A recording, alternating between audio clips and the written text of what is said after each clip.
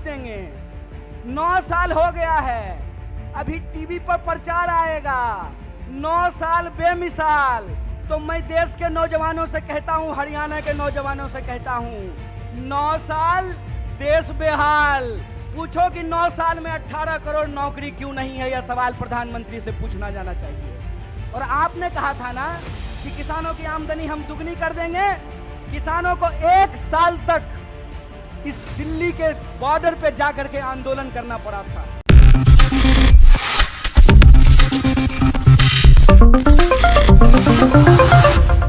नमस्कार, मैं मोहम्मद आसिफ और आप देख रहे हैं नेक्स्ट 9 न्यूज़। इस वक्त की बड़ी खबर से शुरुआत कर रहे हैं दर्शकों, और बड़ी खबर दरअसल कन्हैया कुमार को लेकर।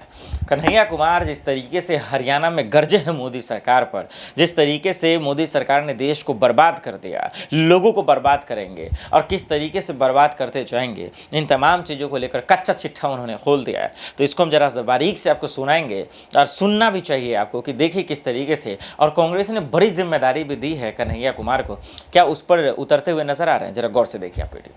क्या नारा लगाए थे कि हर साल 2 करोड़ नौकरी देंगे। 9 साल हो गया है, अभी टीवी पर प्रचार आएगा, 9 साल बेमिसाल। तो मैं देश के नौजवानों से कहता हूं, हरियाणा के नौजवानों से कहता हूं, 9 साल देश बेहाल। पूछो कि 9 साल में 18 करोड़ नौकरी क्यों नहीं है, यह सवाल प्रधानमंत्री से पूछना जाना चाहिए। और आपने कहा था ना कि किसानों की आमदनी हम दुगनी कर देंगे। किसानों को 1 साल तक इस दिल्ली के बॉर्डर पे जाकर के आंदोलन करना पड़ा था। सैकड़ों किसानों को अपनी जान गंवानी पड़ी थी। और ये जिसका जिसका नाम लेते हैं ना, उसके साथ बेईमानी करते हैं। 9 साल दोस्त बेमिसाल, 9 साल देश बेहाल। यह सच्चाई देश के लोगों को समझना पड़ेगा।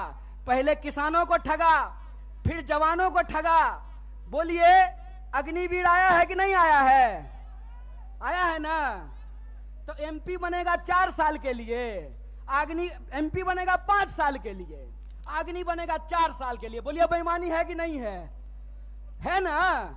तो आप जींद के लोग हैं ना, कड़कड़ा के बोलिए बेईमान को बेईमान, चोर को चोर बोलिए, बेईमान को बेईमान बोलिए। हमारा लोकतंत्र का अधिकार, ये हमारा ईमान है कि बेईमान को बेईमान बोलेंगे। अगर प्रधानमंत्री 5 साल का हो सकता है तो सिपाही 4 साल के लिए क्यों होगा? अगर एमपी को पेंशन मिल सकता है तो बेल्ट की नौकरी करने वाला कांस्टेबल को पेंशन क्यों नहीं मिलेगा? ये सवाल पूछिए।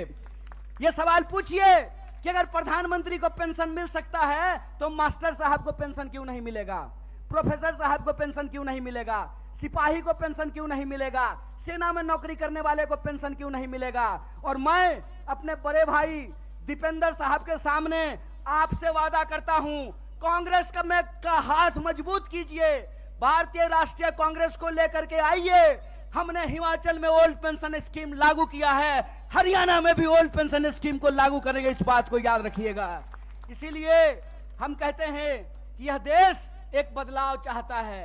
हम मानते हैं कि आपको हमसे कुछ नाराजगी होगी, कई बार माँ बाप को भी अपने बच्चे से नाराजगी हो जाती है, लेकिन माँ बाप अपने बच्चे को उठा करके डस्टबिन में नहीं फेंक देते हैं। क्या माता जी?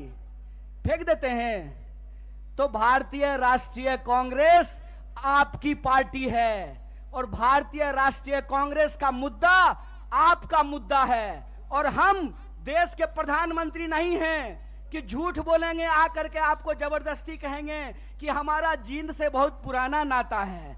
अरे प्रधानमंत्री जी, जींद से आपका पुराना नाता है ना, तो एक और मेडिकल कॉलेज यहां खुलवा दीजिए।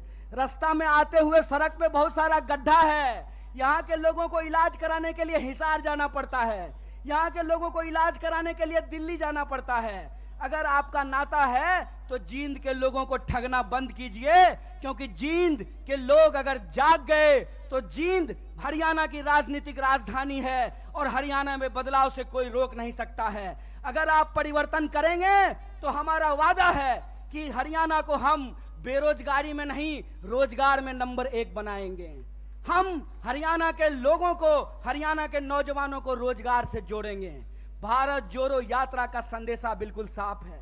हम नौजवानों को रोजगार से जोड़ना चाहते हैं, किसानों को एमएसपी से जोड़ करके रखना चाहते हैं, महिलाओं को उनके सम्मान से जोड़ करके रखना चाहते हैं, बुजुर्गों को उनके पेंशन से जोड़ करके रखना चाहते हैं। इसीलिए हमारा जो लड़ाई है, हमारा जो संघर्ष है, वो कुर्सी की लड़ाई नहीं है। हमारा जो संघर्ष है वो सत्ता की नहीं है, सत्य की है। तो मैं आप तमाम जींद के लोगों से यह अपील लेना चाहता हूं, मैं आप तमाम लोगों से यह आग्रह करना चाहता हूं, सत्य की इस लड़ाई में लोग कहते हैं कि बिहार भी राजनीतिक रूप से बहुत सक्रिय जगह है, बिहार भी बहुत राजनीतिक रूप से सक्रिय है, लेकिन कई बार चिराग तले अंधेरा होता है। देखा दर्शकों आपने कि किस तरीके से खुल्लम खुल्ला कन्हैया कुमार मोदी सरकार को चुनौती दे रहे हैं, धमकी दे रहे हैं, और इसका जवाब क्या मोदी सरकार दे पाएगी, ये तो हम आप अच्छे तरीके से जानते हैं कि जवाब का कोई था पता ही नहीं है।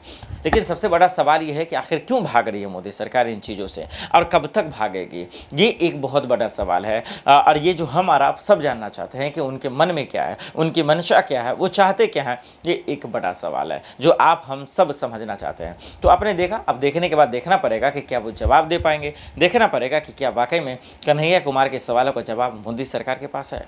देश दुनिया की बड़ी खबरों के लिए देखते रहे नेक्स्ट 9 न्यूज़। नमस्कार।